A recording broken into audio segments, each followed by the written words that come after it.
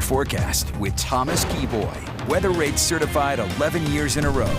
Good afternoon, Utah. I hope that you're having a marvelous Monday. Given our warm temperatures that we've seen over the last couple of weeks, it's no surprise why we have seen some very strong runoff and our flooding concerns, and they are still continuing. We still have multiple warnings, watches, and advisories when it comes to flood alerts. Flood warning, remember, that tells you that either flooding is occurring now or is expected, and these still include the Bear River below the Woodruff Narrows, the Sevier River near Hatch, and the South Fork of the Ogden River near Huntsville, while our flood watches, which tells you flooding is a possibility. This includes the Little Bear River in Cache County below Hiram Reservoir and also at Paradise, and the Weber River near Plain City. Now, what a flood advisory tells you is that either minor flooding is occurring or the waterway is in action stage and could climb the flood stage.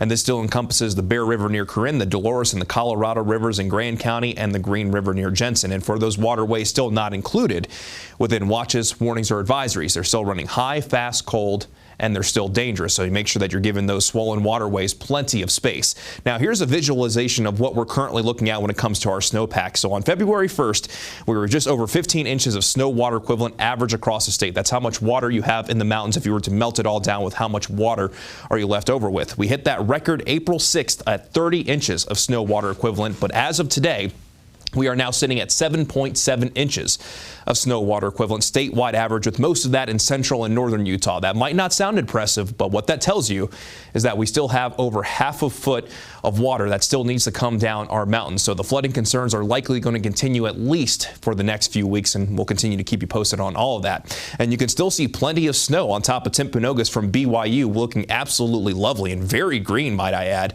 on this very early Monday afternoon. Temperatures that are on the warm side of things, ranging mainly in the 70s and 80s at this point, with 81 in Salt Lake, while Park City lagging behind just a little bit, but still very pleasant for this lunch hour, sitting at 61 degrees in Park City.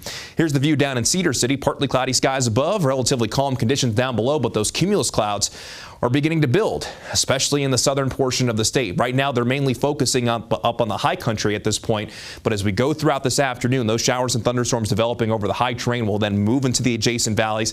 So really, no matter where you are today, there's a chance that wet weather finds you. While not everybody gets a shower or thunderstorm, just something to keep in mind if you have any outdoor plans. But we're watching showers and thunderstorms developing over around Bryan Head. Also got a thunderstorm just to the west of Richfield on the I-70 corridor, and also a few showers and thunderstorms over in Grand and San Juan County. And we're also seeing showers and thunderstorms developing over the Uintas, with a shower that's trying to get going over Park City. Even looks like we got a little lightning strike in there as well. On the bigger picture of things, seeing those showers and thunderstorms developing, but we have a system coming in from the Pacific Northwest, and once that system moves in, it's really just going to hang out for the next few days. So we're going to keep unsettled weather in the forecast, but by tomorrow, the emphasis for those showers and thunderstorms will actually be in the northern half of the state. Now let's go ahead and time things out for you. Begin the FUTURECAST at 5 o'clock this afternoon and evening, and we're going to have that chance for scattered showers and thunderstorms across the state. And even though we're going to lose the daytime heating, we're still going to keep a chance for those showers and thunderstorms. But during the overnight hours, that best chance will actually be in northern Utah, including the Wasatch Front and Wasatch Back. I think by tomorrow morning around daybreak,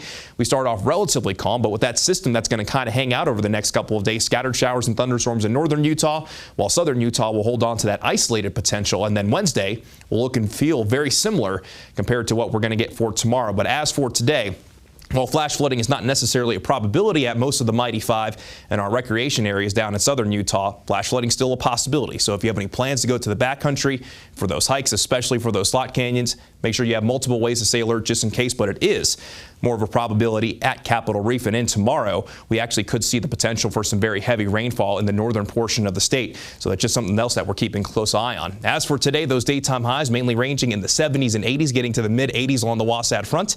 While we get to 92 degrees in St. George, and outside of any wet weather, we get mostly sunny to partly cloudy skies and some breezy conditions. Isolated showers and thunderstorms possible in St. George. And while I don't think that we're going to eliminate the chance for wet weather the next couple of days down in southern Utah, lower Washington County looks to be mostly dry as we stay toasty and breezy. Then along the Wasatch Front, isolated PM storms today, scattered showers and thunderstorms for our Tuesday.